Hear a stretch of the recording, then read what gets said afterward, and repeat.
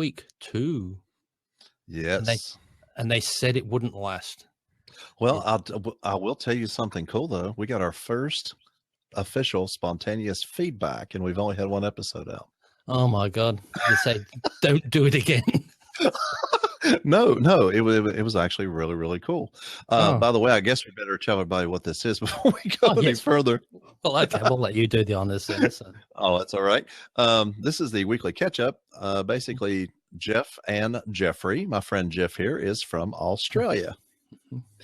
And I am from the U.S., and we have found that whenever we get together and talk, it always goes longer than what we plan.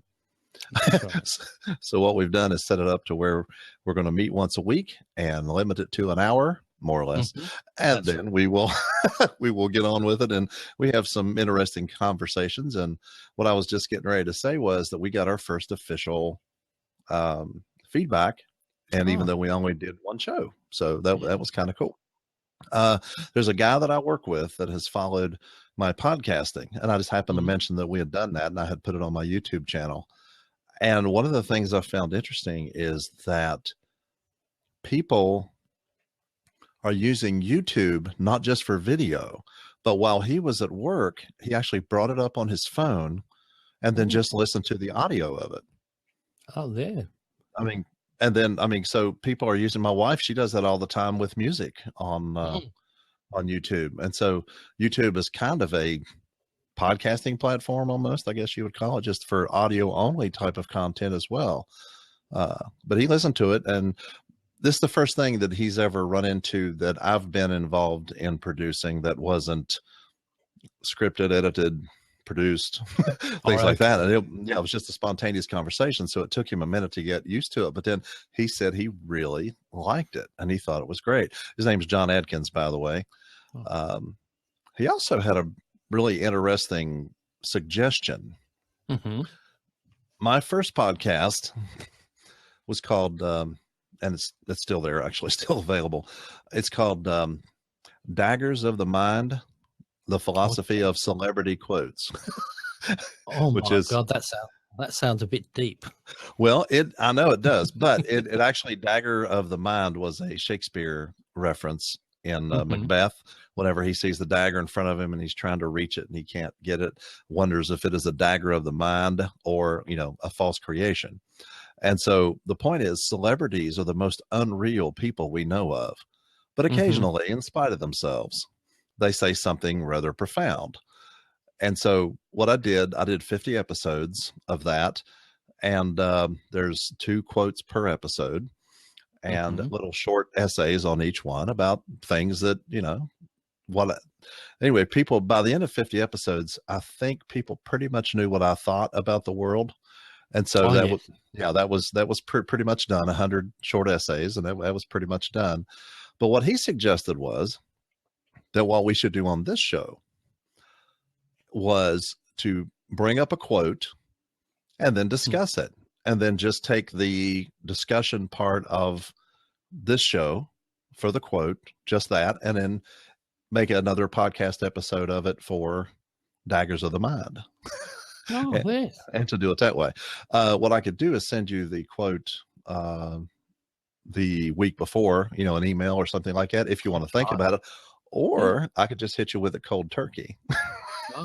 Well, I might just be silly enough that I said that doesn't mean anything to me, so you better say so I can pretend I know what you're talking about in that. So. Okay, no, it isn't that deep. It's much more common language, normal stuff. It's not like ooh, or anything. No, that's right. But that sounds like a good idea, because it's always good if you've got just one point for the show, something for the show to start you off with. So, well, it seems a good idea. It seems to me what we could do is start each show talking about what we've been doing this week in media. For instance, I'm still there, I'm still editing away at my audiobook. I'm about halfway done now. And, of course, we did put the first Geoff and Jeffrey on YouTube. Yes, on the Holbrook New Media thing. And then, now I never have heard that much about your e-learning modules that you do. How do you get a hold of those? Well, I do them because in my job, one of my jobs is to develop different systems. Okay. And when you develop something new, there's no books on it or no. So I think you call them job aids. You call them there, and create the learning materials for them. So that's what got me into it, because when you're looking for these sort of things, you can always get plenty of people to do them for you. It'll cost you $4,000 or $5,000 to do you an e-learning module. But one of the big problems with doing an e-learning module, yes, that's still not a bad price for somebody to do that for you. But you spend about 6 to 8 weeks explaining to the people who are doing it for you what you want. And by the time you've done that, so I thought, well, and then by the time you've done it and it's all produced, you put it live and then you change something. So you've got to go back. So I, quite about, what was it? Oh, probably 5-6 years ago, I decided, well, I can do this. I thought, no, I can't do the voiceover though. I'll get somebody else to do that. Then I was listening around a few of them and I thought, I don't sound as bad as some of the others out there. And plus what they say is that it doesn't matter as long as they can hear what you're saying. People will listen because you're a real person doing it. Whereas if you get somebody who doesn't know it, even that, no matter how good a voiceover they are, that shines through that they don't know. They're just doing what they're told to do. So that's how I got into that. And I'd always loved the video side of it. So trying to incorporate video with like using products like Captivate, Lectora, and Premiere Pro and all sorts of things like that, and Audition. And I actually had this week, I was listening to another podcast of somebody I know and was saying about something that Audition didn't do. So I did a little tutorial for him to say, it does. It was really good because he was saying, he loves it apart from it can't do this, so he has to go out to something else. But it just made me think, amazes me how many things are in all these software packages that you just don't know, because unless you really go looking for them, you don't know that they're there. And it's not something that everybody really wants to or everybody knows about. But that's what sort of gets me into my e-learning modules. And then I, like you, wanted to do some audio recording. And that's, I don't know why you saw me probably having a little smirk when you're saying you're doing your editing still for your book, because I think, gee, that's good of you. You're doing all your book. I'm just doing I'm doing a chapter, and that's still on page 1 of the editing. I've got to the stage where no, I'm just going to re-record it. I've got to page 2, and there's that many mistakes. I thought, but when I reread it without the microphone on, it's word perfect. Yeah. As soon as I switch that microphone on, it's really. I should just keep keep the mic going. Just do it again, because as soon as you get set up, right now, I'm going to do it now. Switch on. Oh, that's wrong. Well, it's almost like there's electricity applied to the seat of your chair or something, and it makes you, you kind of feel that way. But whenever you have a 40,000 word book like I've got, you can't go back and re-record everything. You try to do it as you go. You might have to fix something, but it's not like you can just go back and re-record the thing. And again, this is my first audiobook, so I probably should have taken something smaller, but I'm forced to work out the situation as I go. And so far, I have until the 18th to get it done, and I'm halfway with the editing, and I'm off tomorrow, and I'm gonna do a whole lot more editing tomorrow probably than I did today. So. But being fair, I do enjoy doing it, but it's a bit different. Like you said, if you've got an incentive, it's a proper paid gig, as it were, for you. You really put your time into it, where what I'm doing, it's just a voluntary thing. You do want a chapter every a month or so. So that's with LibriVox. Yeah. So you tend not LibriVox, but you tend not to hurry along, because you've got the 2 months, but sometimes you really should hurry along and do it. But when I get into other times, I can do a couple of chapters a week and get them edited. It all depends on what you've got going on and how noisy the traffic is outside. But when you're making a bit of recording, because I hate the sound coming out horrible. Don't mind video a bit if it can be a bit off. That doesn't matter. But I just really do hate the audio going off. It's got to be perfect. And even here, I was thinking, gee, this is sounding a bit hollow and echoey. I've got to put some more sound dampening on. But Rick said, no, it's sounding okay. I can't hear any other noise in the background. So every now and then you might still hear the dog snoring in the background. But well, I have never picked up on the dog even with your condenser. And I saw when you did your camera switching last week, I could see your sound treatment against the wall over there. And I mean, that's what I have in here. You see, I've got my sound booth behind me, which just works like a big sound panel. But over in this direction, I've got sound treatment not as densely populated as you do. Yeah, there you go. And then but it's the same similar stuff, but it's on the wall here. Yeah, there you go. Yeah, and there's your road. Yay! I can see it, and there's a doggy. This guy's one eye open, but it's not worth lifting your head for. You could see that he just looks at what are you doing? You're not going to wake me up, are you, and make me move? So yeah, as long as that doesn't happen, we're good. No, what I was thinking was when we start the show, we could just say, okay, this is what we're doing this week. We're working on, I worked on this module. I'm working on the audiobook. Hey, my audiobook's out, different things. Then whenever that kind of slows down or whatever, then we could go ahead and do a quote and just talk about the quote a little bit. And then, like you say, that segment would be what I would release the audio of that on the actual podcast that I had. Because that'd be good.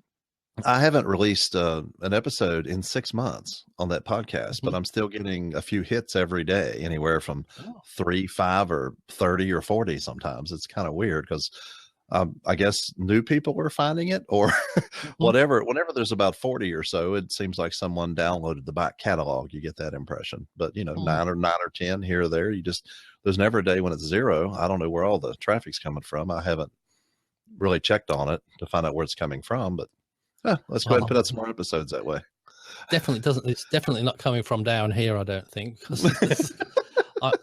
I'm just amazed that I don't run into more people. Well, probably actually being fair to Blab, I've run into more people locally on Blab than I have anywhere else. Oh, really? Wow. It seems to get a lot of people on, but it's one of those things. It's later at night, people don't tend to come on.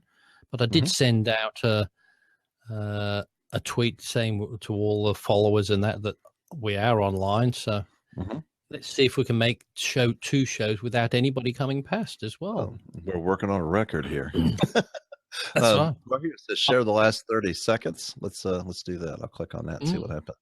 Describe. It'll come up with, it puts a 30-second GIF or GIF or whatever you want to call it, and you put a comment and goes on. So if we start going and waving on doing that, we'll capture that last 30 seconds of that. And I bet you it caught me doing that and looking at total idiot. Like at the dog or something like that. It says describe the moment. I'm just going to say, check it out. Just go for it. Fire. Well, there we go. We could. And what I want to do though, I'll try and find something and put a little intro together so we can put that on. Oh, that'd be cool. Yeah, like you say, you have the firepower to do that kind of thing on your end with the Wirecast and everything. That would be cool. Now, are you doing anything with the files afterwards, or am I the only one doing it? I didn't do anything with it. No, I'll just let you put it on there. So. Well, it'll be easier on you if I go ahead, I guess, and set up the Blab. I have to learn how to do that, and that way I'll just have the file, and then, if you want it, I can get it to you, I guess. But I mean, if you're not going to do anything with it, then might as well just save you the trouble of sending it to me. I'll just have a look, see because I did something the other week, and I don't know what it did. So, and I was just thinking, because it said embed the code here. And I did, and I thought, what on earth does that do? Well, it showed up on your website. That's what I did, but I didn't know how it would, what it's showing up. Well, it just showed the actual Blab from the beginning, and the recording of the Blab was on there. Oh yeah, because it's just showing. This is what it's got on there at the moment. It's showing. See, that's what but it just says hit the play button. I suppose I can hit the play, and it's probably going to be delayed, I'm guessing. And then, but that's what I thought. I was hoping it would put just a little picture. Yeah. Oh, there we are. Yay. Yeah. So it did do that. So I might just do that, but I don't need. I can link that to the blab. But yes, it's got to be mine though, hasn't it? Or I've got to get the embed. That's right. Yeah, I don't see an embed over here anywhere. No, it's on blab. Well, I mean, if you want to continue to do that to where you can just easily embed and then just give me the files the way you did, yeah, that worked just fine this last time. But as far as me having to put things in the blab, I don't necessarily have to. Or I could even tell you what a link would be, and then we could you could do it from there. I could just copy it in or something. Yeah, and I don't know if you've noticed I've got a new piece of equipment this week. What you got? A new piece of equipment. I see your microphone, but it looks oh no, it's no, the same one you had last week. Yeah, just taking the okay. thing off it. That's off it. But these. Yeah. Instead of doing the actual headphones, so those are actually in-ear monitors then, as opposed to. But they're Shure headphones, and the thing is, you can get Shure monitor headphones, the proper ones that they have, and they're about $500, which is outrageous. And all I wanted to, but these ones, even these are quite expensive. What I think, $90. Wow. Okay. But they're designed for Walkmans and all sorts. But all I need is so you can hear the sound.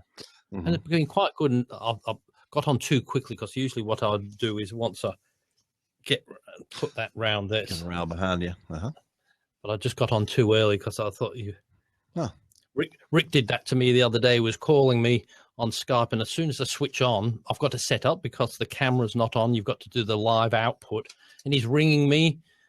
And I was like, I can't answer. And I'm answering, and he says, nobody said, I can't, because I can't hear it straight away. So I saw you were on. I thought, oh no, you're going to jump in straight away and say, where are you? That's why he caught me with the ears. But these are quite good, and because they're properly molded. The funny thing was, though, as what do you do when you get something new and you don't know how to use them? You jump on YouTube, don't you? Exactly. So I watched a video of a 15-year-old boy showing me how to put the earphones in, because these are quite awkward. They're not. If you don't put them in right, they don't fit. But the molded into your ears, the way you put them in. But he just said, "No, just stuff them in, wrap it around." Oh, that's how it works. I was trying to think gently, thinking, "Oh, they must be placed in the ear, just gently." He said, "No, just stuff them in, then wrap the cord around, then put your beanie over the top," because of course all he was worried about was putting his cap over the top to hide the earphones, and that's. But look, I think they work out really, really well. And when you're on these things for an hour or so, they can get quite warm having the headset on. But I don't mind that. But we had on Tech Down Over this week, we had Tom Sinclair on there. I don't know if you've seen a show called Streaming Idiots. Have you seen that? No, I haven't seen that one. Yeah. So that was where Tom Sinclair in that one. Can I do that? There he is. Oh, okay, there you go. I'm moving in. Yeah. So that's what we did for Tech Down Over was Tom Sinclair. All right. This week. So he does a show called Streaming Idiots, which is a bit. I don't like saying that because it sounds like it's horrible, but it's a really good show. But his philosophy is, he says, if you call yourself a streaming idiot, it can't get any worse than that, can it? Well, so he said, so if anybody says I'm stupid or whatever, he said, well, I'm not trying to pretend to be anything else, am I? People will be pleasantly surprised. He does a really good show because he goes for about an hour, but he does most of it by himself. He just sits there like we're doing and talking to the camera like this, showing things, but he's not talking to anybody. He's not bouncing it off anybody. He's just talking to the audience. Oh, he probably has an avatar of who he thinks his audience is, a picture right behind his monitor. He does have a chat room sometimes, and the occasional help from there comes in. But what I like he does, he goes into different things, like there's a product called vMix that's sort of the competitor to this Wirecast that's doing this switching, and he's sort of into that and shows all the different features of the product. But he does a darn good show that, and he's the people who develop Wirecast is vMix. It's a company in Australia. Cool. It does quite well, but they're going to NAB, and Tom's doing his show live from NAB with with them producing it. So I said, oh, gee, that's really good, isn't it? So, there is something to be said for being sponsored. well, but he's not being sponsored. He sells their stuff though. They're not paying. Well, there you go. He just forward sells on the things on there. But see, there's hope for us yet. See, they'll take us out to NAB and say, "Can you, Geoff and Jeffrey, come out here and do your show on NAB?" I don't think so. No. You don't have room for a helicopter to land outside the building. We'll have to land it inside. Well, that's right. No. Yeah, supposedly they have news helicopters inside the building at NAB, I've heard. They do, and they had what was it? Somebody was talking about this broadcast unit that was all interested in, and here I am thinking about something like this, a broadcast unit. No, it was a big B double that was about $5 million because it was. I thought, oh, that's what he was talking about. It wasn't. So but there's a lot of things there that's just great for the likes of you and me. And then there's other things, like you said, the $1 million helicopters. Well, I think that'd be cheap for the real professionals, or what's it? A jib, like I'd say, jibs, $200, $500. There was one there that was dead cheap. They said really cheap. This remote controlled jib, only $75,000. Yay! Well, that is cheap. And for me. And they're saying, but the people who were interested, my God, that's cheap compared to the $150,000 it used to. That's what you. And so, but I even think it would have something for everybody because it's got so many things there. I'm really itching to get there for next year. I'll keep threatening to go there, but. I understand it is so big that it's hard to get to. You probably need one of those, what do you call them, two-wheeled... the Segways. The Segways that people ride around, because I've talked to people who have been there, and podcasters that actually were there whenever they were co-siding with the podcasting convention, and you just couldn't get everywhere. There was just no way within the time allotted to get, and so you basically had to map it out and decide where you wanted to go. You couldn't just wander around. You had to go straight to where you wanted to go, or you wasn't going to get to see anything. And I'm sure that would be the problem. But what the main reason I want to go is because there's so many people you rub shoulders with and talk to with the podcasting that they all go. Yeah. And I thought there's a chance to catch up with a lot of people just in that one area. You could catch up with all of them, because nearly everybody I follow on YouTube that's got a channel or anything I'm interested in, they all seem to be going there because they're all interested in that, what sort of cameras are out. So I just understood what they was all talking about. This is all due thanks to Tom. Thank you, Tom, about PTZ cameras. Or PTZ cameras, as we've got, and I keep hearing, and I had no idea what they were. Do you? Nope, I have never heard the term. Now you can teach me. That's why I know I like you, because you're about on the same level as me. I didn't. Yeah, well, what I have is a Logitech C920 camera and a USB microphone, one of those Audio Technica 2005 microphones, and you have that's a Logitech C920. That's it. That's the C920. Then that's this one is dog cam. Dog cam. Then this one's a cheap camera. It's the Canon XA10, the $1,899 web camera. So it's my video camera. So, but it does a really good job. I did have the Panasonic, which did an okay job, but this one does a much better job. But what a PTZ camera is, and you'll kill yourself. You'll say, oh, why didn't I think of that? And when I thought, well, of course, it says it all in the name, doesn't it? Physical therapy. Pan, tilt, and zoom. So pan, tilt, and zoom. I thought, and I'm glad I never asked a question to anybody. What's a PTZ camera? Because I just waited until somebody said what it was, because I thought exactly I'm going to sound like a real. But they're really good on this vMix. One of the new things on it. It's got controller, so you can use like the Xbox controller. Ah, And while you're on there, just move the camera around like that way. Yeah, and if you've got a couple of them, you can set up shots, and then you say, "I want to go to position number 2." So if position number 2 is zoomed in on my eyes, it automatically does that. So yeah, if you want to give them the evil eye. Like that. Okay. Also, so you can just pre-program certain shots. Well, wouldn't that be nice if you had 2 people involved? Like, for instance, if my wife was sitting here beside of me, I could have one position on me and then just push the button. She starts to talk. It pans over to her by pushing, using your controller or whatever. And one of the good things that is really cool. What they're meant for us as well is when you do things like if you're into, it's usually in worship. So when you go to a church or something, the pastors or that don't like me or anybody standing there with a camera or a tripod on there. But if you put one camera on the top there, and then you can zoom in and get all the different shots if you want to get all the different angles without a person actually being there. But that's cool. Really, really handy. And I've learnt also another thing that we're all talking about is NDI, network device interface. I think it's NDI. Is it NDI?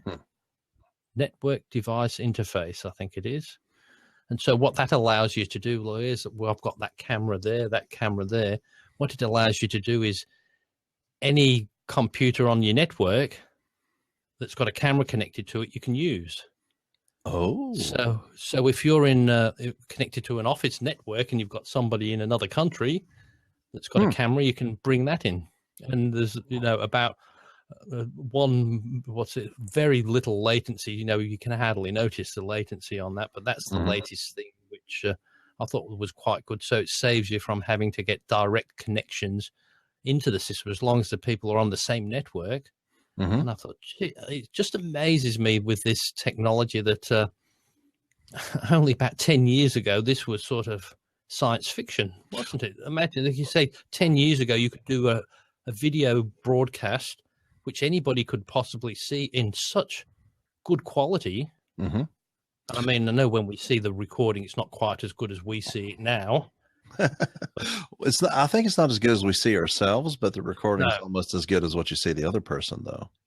Yeah, but it's not too bad though, the things. But I mean, it's just this. Whereas if sometimes you can get through Skype and just go one in, it can be really good. That's what I want to try one of these days, is trying just to get a Skype session and doing a proper type show, so we can go into the different things and have you like the different settings with the monitor in the background, get rid of the microphone, and you can have you set in the monitor, you see. Or different things like that. So doing all these different ones in like that. So because I've got all the different settings on. This is me just by myself with no background, but I can put all these things. I can put that one behind.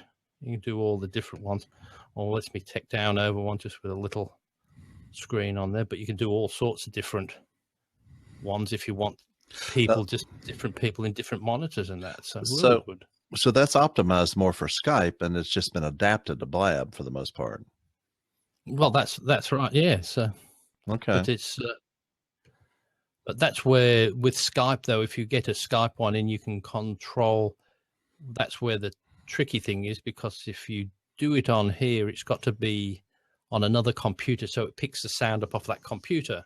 Right. So I can have a web page and it takes the sound from that, but I don't think Skype's treat as a separate web page, so you have to have it on a separate device. But I'll have to try that. I tried that with Rick, and all I just got, I could hear him, but all it was picking up from his loud voice coming through the earphones and coming through the mic, so you could just hear him. So it wasn't, I thought it was Skype, but it wasn't. It was just coming through from my earphones back to there. So I have heard a lot of podcasters talk about their Skype connections and things like that, and a lot of them do use another computer, and then some of them will use what they call an eCam recorder. There's several different software.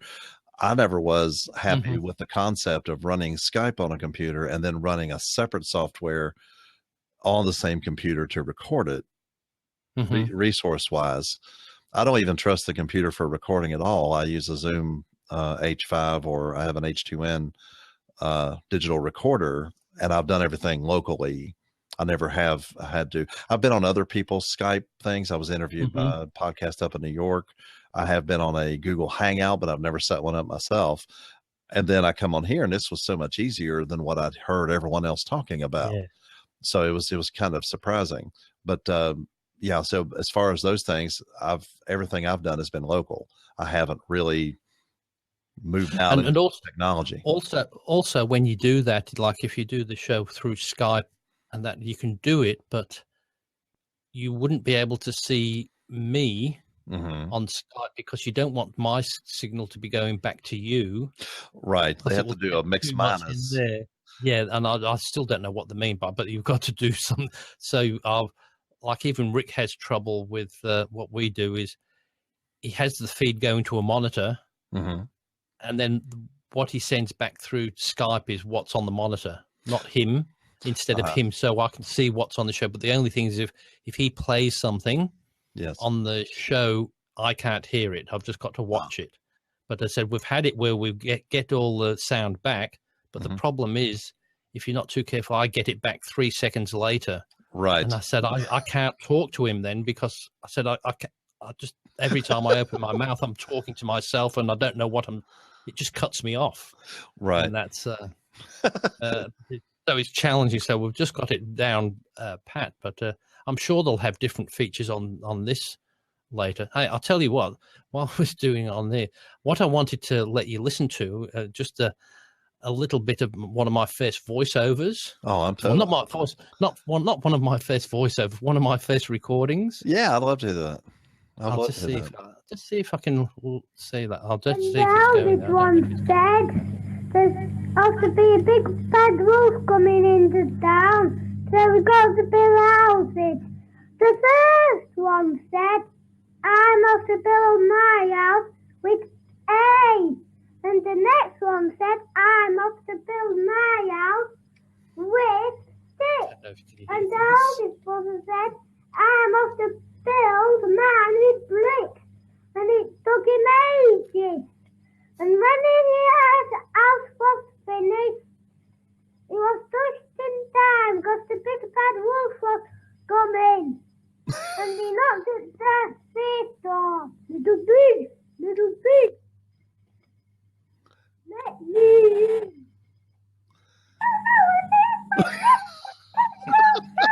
Let me in. You can. I'm not coming. No. So we went and so he said, I'll left and I'll best and I'll blow you out in.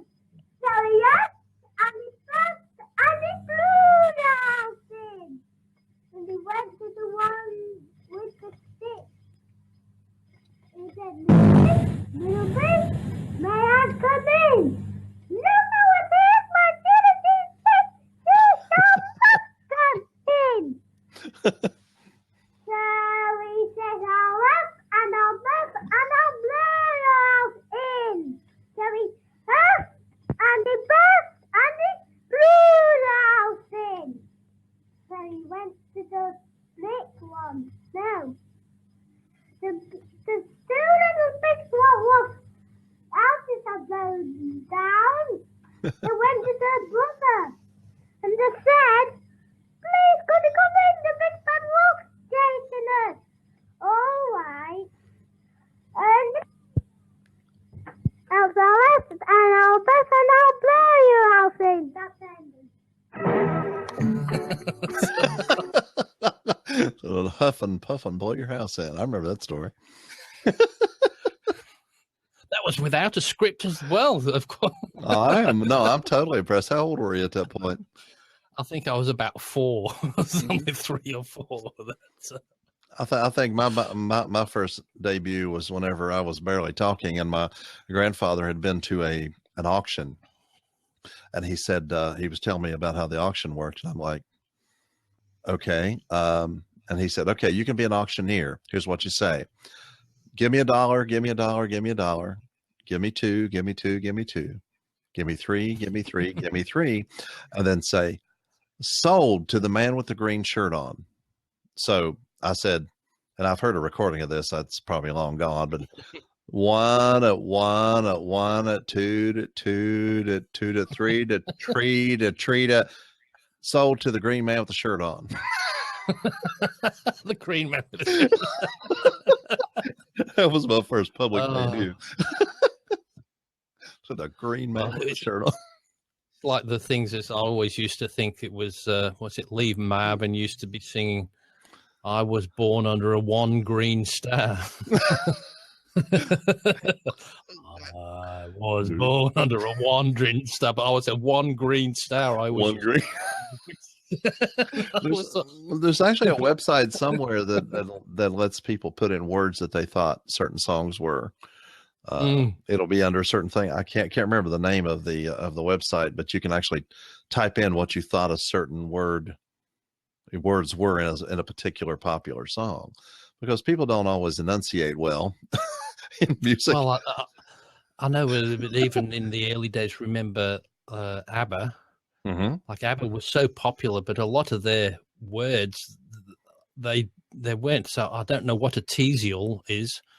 Oh. But that's when they said, you're a teaser, you turn them on. You're a teasial, right. But they didn't know the English words. So, but there's a lot of those words that it's you're a teaser, you turn them on. Oh, but it didn't sort of come out like that. But now I still take my hat off to them how well they did do, though, considering they really didn't speak at all English at all, did they? So was it done just phonetically then, as opposed to? Okay, I never. I mean, because it's actually pretty well done, I thought. I thought, but as I said, considering that, like most of these people who sing a lot like that, they can speak fairly good English, but in the day they were struggling to say hello and what their names were in English. So to be able to sing all these hits thoroughly with not really knowing if they've got it right and that, but I'm sure there'd be plenty of people telling. But it's like these opera people, they can sing in Italian and German, but they can't speak the language, can they? They just sing opera and they just know how to just learn how to sing it. So not that I know, because I've really got no intention or no interest in going to sit through a 4-hour opera or something. So it's not aren't you in Sydney? On the Sydney Opera House, yes. Yes. But it's like, I don't know if you saw a show called Yes Minister. I don't know, it was an English show. No, I've heard of it, but I haven't. They had one of the main characters was Sir Humphrey Appleby, and he was trying to get some more money for the opera. He says, but nobody goes. He said, well, nobody likes the opera. It's part of our culture. It would be devastating if it wasn't there. But why do you go? Well, it's just the place to go. Nobody enjoys it. It's just, it's a night out at the opera. I wonder how true that is. well, I'm sure there's some people that enjoy it. You see, you see on movies people tearing up, when it's happening and stuff like that. But I assume you might be able to feel some emotion, but if you don't understand the language, it's going to be a little harder to keep up with what's going on unless they give you a play-by-play program or something, because I've never been to the opera. But the thing is, I'm saying that I wouldn't like opera as opera itself, but I would really enjoy watching, because I do appreciate people's skills, and it would more interest me to be watching these people and think, God, how talented are you to be able to do all that singing in a different language while you're doing a play at the same time? Like these musicians are just singing songs there, that's hard enough, but they're acting out a whole drama as well while they're singing as well. But when you do a lot of these things like podcasting and just videos, we're on the low end of it, but I really do appreciate these actors as well. Like we were saying with doing the audiobooks before, how I struggle when I've got the damn script in front of me. I've got it in 6-inch, I can read it, and I still can't get it. But they can go for 10 minutes, not make a word wrong, and they've read about 4 pages out without any prompts, and they just go for it. Well, and I think they make more mistakes than what we know they do. the difference between a professional photographer and a amateur is that you don't see all the pictures that the professional No. takes. And that's, I think they make a lot of mistakes. But if they do it all the time, of course, they're going to get better at it because they do it a lot more hours than we do it. But I mean, I would say, I mean, there's a lot of editing happening on them too. The only thing is that they don't have to do their own editing. Right. We're back. Yay. I had to close the whole block because I was doing it and I was coming into the room twice. Okay. I had two images and then you were just pulsating on the screen. Well, that's what you have been pulsating on this end, but I could see me too. And then, Yeah. I mean, I could see myself here in video, but then you were pulsing. So we were seeing exactly the same thing, but opposite. And I was doing some really good things on there as well, and nobody saw it, and nobody heard it. So sad. Yeah, so I was putting the music on. I was putting this music on, and it says, "You're watching the Geoff and Jeffrey Show." Perfect.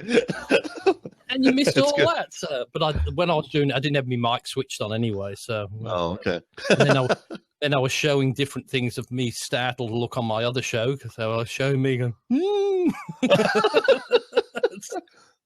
So I thought I was looking a bit startled anyway. So, oops.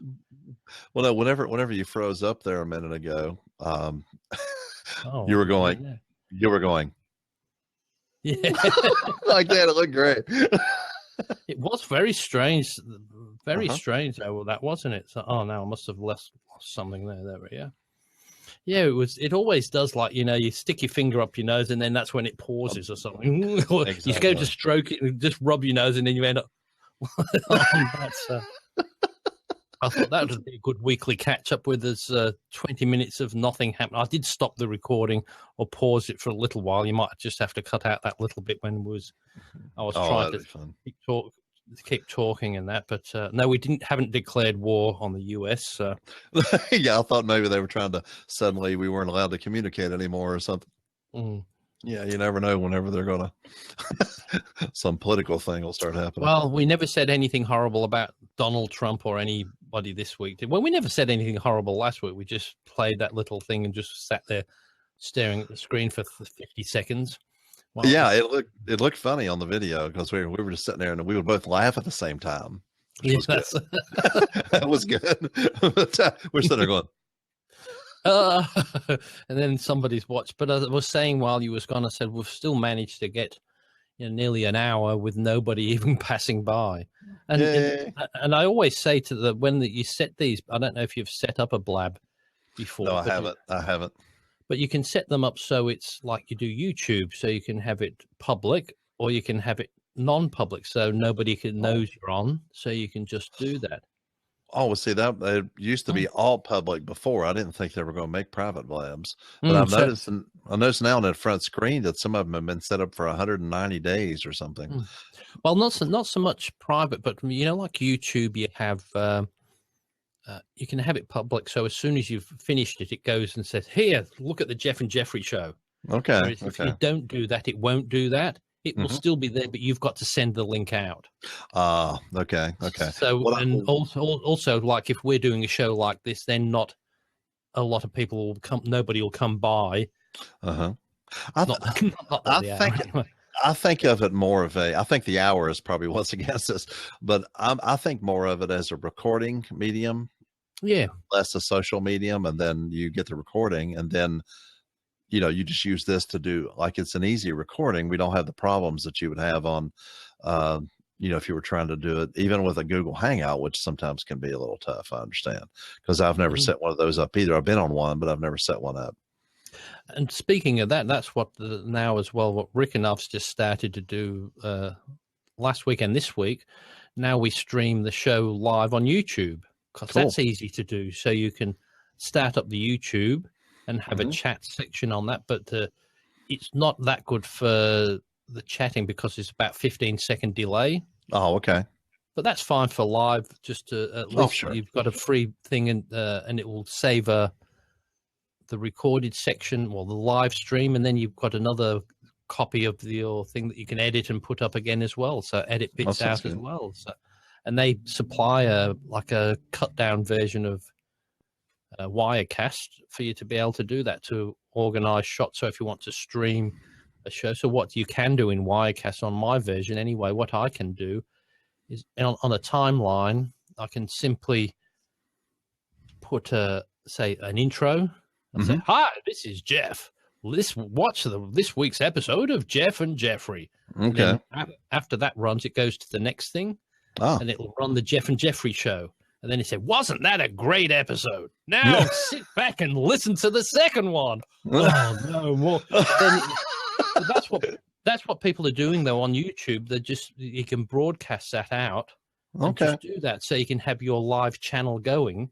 Oh, okay. So you just have this constant live channel going. Kind of. So but if you do that, so you can set up a bit of a show with, an intro for each one and a bit of an advert in the middle if you wanted to do without having to switch it much. You just hit on Wirecast. You just hit go. Wow. It just plays it in the area that you can do. So I've been behind the times on all this kind of stuff. I haven't got into the more modern streaming and the technologies and stuff like that. I did one little one through Wirecast using that as a little promo. What I might do, I might send you the link to that separately. I won't record it because it's got other people that might not appreciate, because I did it like a promo for the show. Oh, and it was, but I said I didn't put it out there without asking them, because I thought it was a bit funny, the promo. So, but it was good just to test out the Wirecast. And the thing was, on the Wirecast, you can see when you read it, you set it up so okay, I've got to say this within 5 seconds, because if I don't, it's going to cut to the next shot. Okay. So, but when you get like that and you know all the things you've got to say, oh, I've already said it. 3, 2, 1. But instead of going, "Hi and welcome. Look what we've got next on the show." Oh yeah, it's like. But then if you're stuck. Then you go, "Hey, guess what we've got?" Oh, damn! I've done it too slow. But it's amazing when you take 5 seconds. Oh, yeah, that's quick. But when if you know what you're saying, it goes fairly quickly into and there's some other stuff on there as well. So yeah, you just have to throw in something else. Do that one on there as well. So wait a minute, that's a good time for the nose thing. Yeah, that's right. I'll send you like it froze. Because I mean, you can do other things. Like I haven't messed around with anything, but there's just my lower third without me. Oh, I haven't put it on myself yet. So because with the show I do with Rick, this is the one I have set up. He does all the lower thirds and on his end. So if I put my lower third, it just looks stupid on the top of his if he puts it on. So I'll just leave that alone. Lays over it like that. Huh. Okay. Yeah, I think I'll go to Yosemite. I think I want to be in Yosemite. Where are we? So there we go. I'll go in Yosemite. Oh, there you go. Yeah. Half Dome. That's really cool. You can throw all that stuff behind you. I like it. It looks quite good. I should, but if I don't like to put moving video because it will eat up the bandwidth, and that's it's hard enough just getting a single signal out there. So I thought best not mess around with what I am looking for. Actually, I just can't seem to find it. Like here, I've got the green screen on there, but I'm looking for how you can have these rigid self-standing green screens. Because this one's got the stand, but it takes up 3/4 of the room, with the spread out crow's feet type things. But I have these really nice ones, these rigid ones, like the deflectors, but big ones. Because the room I've got my computer, and I keep moving this out of here and going upstairs so I can, do video editing and that, because I don't like being stuck in this room that's all shut off with the lights and that, and it's got the sound dampening in. That's fine if I can open the curtains on a nice sunny day, but I've got all the green screen stuff there, so I don't want to take that down every time. But if I could get one of those things, you just fold it up when you're finished, then it wouldn't be so bad in this room, because it's quite a good room because it's small enough. I've got the air conditioner. I can switch that on, and it will cool down and quieten down and won't go too loud in there. Whereas in some of the bigger rooms, it just doesn't do that.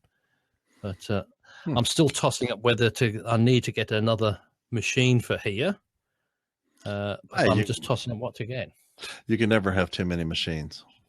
No, well, the thing is I'm a Mac person, but I don't want to spend another same amount for this Mac because I've moved. Now, last week I was on the MacBook Pro, but this week I'm not. I'm on.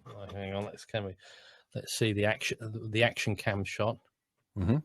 Oh, okay. There's the action. There we are on the action cam shot there. Okay. It's hard to show when you're doing all the opposite. Yeah, so that's on the back of the iMac, the 27-inch, and then the Acer 23-inch monitor that I'm looking at you at, because then I've got the there's the camera there. Canon camera, the XA10 mm-hmm. going on there as well. So, and then there's your Procaster. Yep, there's a Procaster, and then there's the. So what's the measuring for? Sorry, what's your tape measure for? I was measuring up a desk. Oh, okay. Well, measuring things, but I'm not that skilled at measuring things. You see, so I have a tendency of measuring things, and if I measure something 6 inches, it always ends up being 8 inches. Oh, I'm very challenged when it comes to anything like being a handyman. I always say to people, it's lucky if I can hit a nail in straight. That's how handy I am. So you're saying you're mechanically declined. That's right. So I do know how to operate the tape measure. Yay. And like even here, it's a lot easier. It's in centimeters and millimeters, and you can't go wrong with millimeters. If it's 1,000 millimeters, it's easy. It's 1,000 millimeters. Well, 650. I can measure something like that. Go and get something that's 650, and it definitely won't be the same size when it gets back. If I've done it, if somebody else, like I'm trying to do measure up for some curtains, if I wanted to do that, but I'll get somebody else to do it because I know I'm going to have ones 8 feet long and 400 feet wide or something. I know I'm going to, but let's say 650 millimeters across, but I always end up with something different. I don't know why. My wife is always best on those type of things. She's it's kind of nice to have her to rely on. Sometimes there are things that I can do she can't, things she can do I can't. Between the two of us, we make one decent person. 32 years later, I guess that's good. Well, that's I suppose that's why you have are still there 32 years later, because you complement each other. Because if you're exactly the same, usually it doesn't work. No, it wouldn't. Most people, when they meet me, they think that she is just a real quiet, like mouse person. She's not. She's just as talkative as I am, and I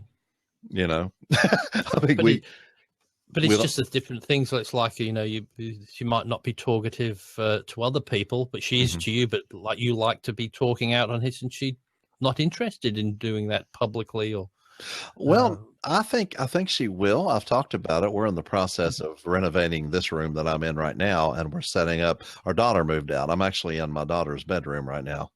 What was her bedroom, but we're setting up what is actually the master bedroom in the plan down on the first floor. And we're going to set that up for her project room, because now we have our bedroom, but then we've got a project room each. So that works out good. Whenever we do that, we're talking about her and I getting on here and doing some blabbing and stuff like that. But it isn't something that she's done yet. But once we get her set up down there, then we may try it a little bit, I think. But that's the thing is with these days, it used to be a big deal, but now people just have to get they're all used to. Everybody's used to seeing people on video. Nobody thinks a second thought about it these days. It's actually thought of a bit strange if they don't see you on these sort of things. That's true. Well, and then it still amazes me however many areas you go onto there, wherever you go, it's still people never see what you do. Yeah, that's true. Another thing I'm finding that if you're on here, but you're not really up on the latest technology, such as the streaming and stuff like that, that you're kind of the extra guy on the outside, because somebody says, oh yeah, well I did this. And remember you told me the two types of cameras and things and technology that we were talking about? I'd never heard of them, because I haven't kept up with video technology at all. but now here I am doing a video show because this is just so easy. Mm. It's just so easy to do. And I don't know about all the other stuff, and I haven't really gotten into video that much. I've always been more into audio. But even then, with all the bits and bobs that are going around these days, you don't have to be involved in as much. You just, because a lot of people say, oh, I've put this together, I've put that together. But what they've done, they've just accessed this widget, turned that thing on and done that. Whereas years ago, I'll have to drag it out in one of my earlier videos where I did some titling. My God, it was painful and woeful. But back in 1984, when you had what was it? It was a Commodore 64. Yes, I had a 64. And you know how you used to put that through the antenna socket of a TV to play the video while the pitch is so high, and then these little things called sprites. Yes. No, we were programming the 64, and I ran a bulletin board system back in there, back in the 80s, the late 80s. And I programmed. I was very good. I programmed that for the sprites to draw some titles for me. Sure. And it was like I died and gone to heaven when I'd done it. But now I'll look back, I thought, 2-year-olds could do a better job now with what the tech. But even then, I had to tell the sprite, go down, fill the screen, turn right, stop, down, right, to draw each letter. I couldn't say type A, B, C. You had to work it out. Say, go this, stop, down, right, left, and then fill it up with color. Calculations, yeah. And I thought, it was after the year 2000. I was transferring some 8mm film stuff, and I wanted to. It was like some family reunions, and I wanted to be able to put when it was, and I didn't have anything to do titling, and it was like you say, it's around 2000 or so. And I didn't have anything for any titling or anything. All I was doing was, videoing it. I was moving it over to VHS tape at this point. And what I did was busted out the Commodore 64 and brought out a program that I had written called Calendar Creator, that it would put a calendar on the screen. Oh. And so what I did was put so many seconds of the calendar, because everyone knew that these Christmas parties and were like the first weekend of December, and they also knew that the summer reunion was on the 4th of July. So everybody knew. So all I did was just plopped a basic black screen with a green calendar grid on the screen and had the year, because it would automatically calculate the year and everything, and put that on the screen, and it was on there for however long. They could see what year it was. Then I would play the footage from that. And I used the 60. That was the last official use I ever had for a Commodore 64. I blew the dust off of it and still had a working 1541 drive at that point, and got the thing out and actually used it for that, or loaded up one of my old programs. I couldn't believe it. I threw all my stuff out, and I don't know. Wish I'd kept it now. It would have been, but then again, it would still be another. The 1541 is dead, but I still have my Commodore 64. I had the Commodore 64 still there. I had the VIC 120. Yeah, the VIC was let's see, the VIC 20. Yeah, you had the VIC 20, which was first, and then the Commodore 64, and then Commodore 128.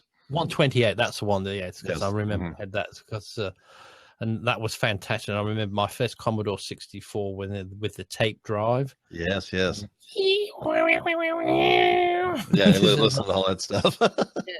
Take 5 minutes to load the program, and all the program did was, I don't know what it did, but something was some rubbish. Space Invaders or something. Oh yeah. But if it was that.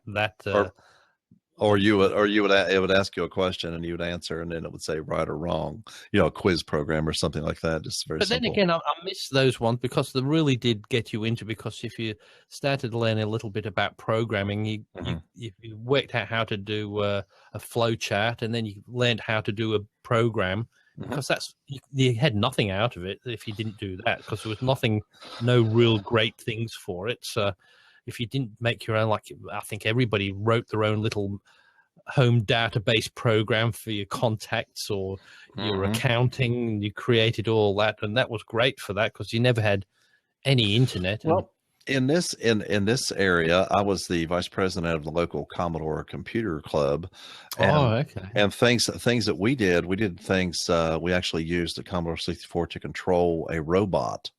Oh, Like there was this modular robot that the club owned, and you could somebody could take it home, and then they would be writing programming for it, and then they could take different modules and put them together and make robots that did different things and control it with that.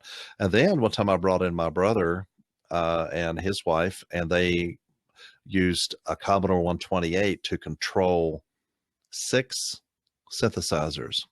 oh, And played music through them. I mean, it's, so we were looking, and I know a ton of people use them for ham radio, what they call packet. And so there were they were using them as controllers for all kinds of things. There was little things we were doing, like I was doing a little bit of programming and stuff. My youngest brother, he is a seat of your pants programmer. He would discover things that weren't in the book. And I had a programmer's reference guide. It was about so thick, and I'm a reader. And I can do well with the reading. So I would read and discover things that he didn't know.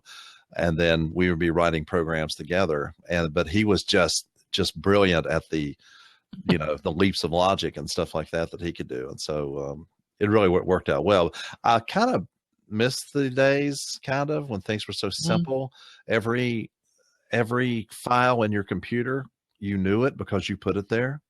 And now everything's just being done to you. And that's right. Whereas you could learn all the things in your computer, but now you have to get to the stage, well, don't bother, because there's no way you're going to learn that, because there's that many pages of code just in, say, Windows.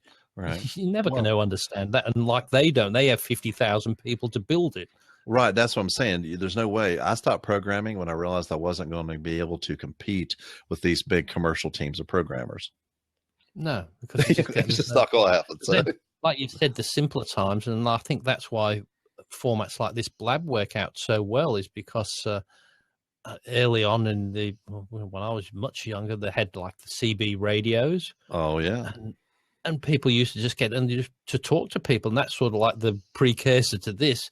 You used to get thrilled to bits, and I know if you ever got somebody from America, if you could get them on the because if the conditions were just right, sometimes you'd pick somebody up from over, but it had to be just right. The sun had to be at the right position. Exactly. And we used to have like clubs, the radio clubs that you'd go to and talk to people. And then I used to like microphones. I still remember now there was a Gleason desktop microphone that and it had a big button where you pressed and talked into. Yes, I know what you're talking about. A lot of the CB base stations were set up that way, and then some of the the ham radio type of things. I think. Have you heard of the Heil PR40 microphone that people use? Yes, I know exactly. Well, similar sort of look. Yeah. But Bob Heil actually came up through ham radio, and he's still into it. So he was making ham radio microphones to start with. This is how bad I had it when I had my first CB radio when I was probably about 13. Was it 12 or 13? And I had it strapped to my bike. Oh wow! With an old lithium battery I bought from an Army and Navy store that you could buy for 99 cents. Wow. And they were disposable, but you plugged it in, so they used to last for about a week, these lithium batteries, and had the antenna on the back spokes. So you had you got to have them, the whip. Oh, it was really cool. As it was like chips in the highway patrol, you was Exactly. And I thought, God, how ridiculous was it? But you had it on your bike. You had your TV radio. I had never seen one on their bike, but I mean, we bought a truck that had one in it, and so we lived way up on this mountain, and so we got to talk to people in other states and stuff just on the CB. It was pretty cool though. But yeah, it's a long time. This was a push bike, not a motorbike. Oh yeah, just a regular bike. What I wonder about? Did you all have when we had the CB Craze here? It was all about truckers. Yes. Were you all about truckers too, or we had television shows and all kinds of stuff? Yeah. Was that part of it too? It wasn't just CBs; it was also the truckers too. The truck, yeah, that's right. So because that's where it sort of started from, wasn't it? So. Yeah, so there's some songs come out and stuff like that, and some actual television shows that have become part of and some movies, and kind of became part of the culture during that period of time that died down fairly rapidly, though. 10-4, good buddy. Oh yeah. There was a whole bunch of songs. Yeah, all the 10 codes. But I just can't remember any of them now. But you always used to say, 10, what's that? 10, 10-4. 10-4, and then 10-20 was your location. Yeah, 10-20, that's right. Yeah, I mean, there was just a whole bunch of them. I never did learn them because I wasn't very official on there anyway. But it was really a different time. Then what killed it here, I don't know if it killed it there, but what killed it here is then they changed the frequency to FM. Oh.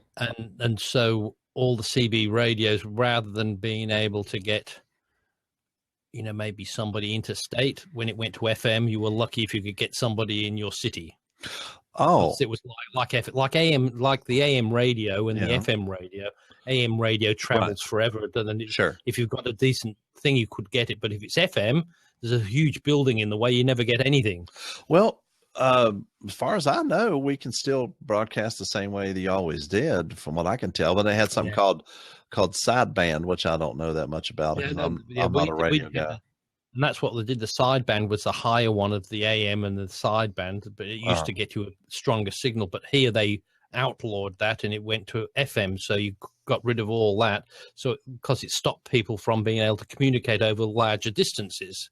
I mean, so what was the actual reason behind doing that? Just to keep that from happening, or?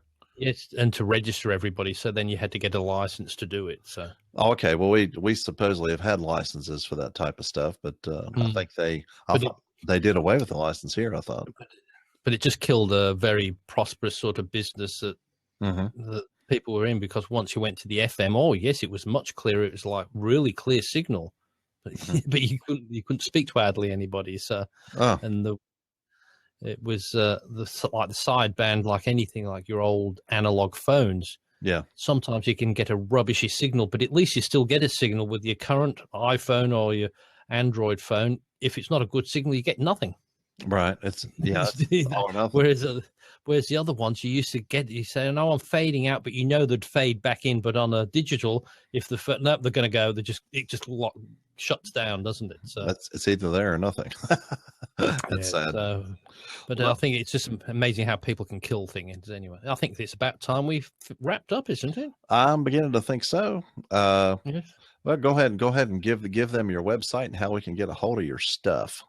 Yes, well, how you can do is look at my website is www.geoffblanchard.com.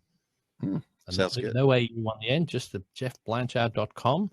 And I think I might do that. I might put another site in there just for these blabs and put them up as well. So I might as well. Well, there you go. I can put the links in there and just a link to the blab site, or I can even put them up on YouTube. But I'll point it to your site, actually. I'll put a link on my site to your YouTube. Okay. You get the best of both worlds. So if they come to mine, they click to yours to get to see it. So I can embed it from that if you do it on YouTube, and that's it. And then that'll be holbrooknewmedia.com. You can say /YouTube, and that'll take you straight to my YouTube channel as well. Oh, okay. So that's good. So we'll look forward to catching up with you next week for the number 3.